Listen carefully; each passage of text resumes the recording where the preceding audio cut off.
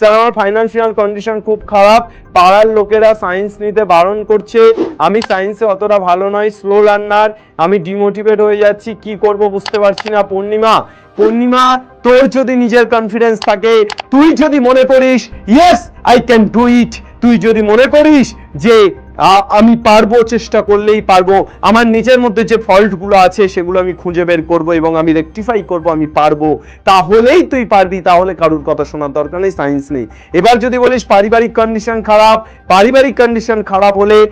এসওই বাংলাতে তো free class চলছে, কিন্তু ফ্রি ক্লাস সবসময় ডেডিকেটেডলি পড়া যায় না। পেইড ব্যাচে পড়লে সেখানে কি হয় যে সেখানে কন্টিনিউয়াসলি তুই একটা রিদমের মধ্যে, একটা অফলাইনে পড়লে বা অনলাইনে পড়লে সেখানে একটা কন্টিনিউয়াস রিদমের মধ্যে থাকবি, কিন্তু তোর কাছে তো অর্থ নেই, তুই কি করে পড়বি? তুই শুধুমাত্র কালকে একবার যদি তোর মনে হয় সায়েন্স নিয়ে পড়বো, তাহলে তুই যে কোনো দিন যে কোনো সময় ফোন করবি আমাদের এসওই বাংলা রিসেপশন নাম্বারে এবং শুধুমাত্র এই কথাটা বলবি যে আমিনুর স্যার বলেছে আমার আর্থিক পরিস্থিতি খুবই খারাপ, স্যার বলেছে আমাকে কিছু একটা ব্যবস্থা করে দিতে।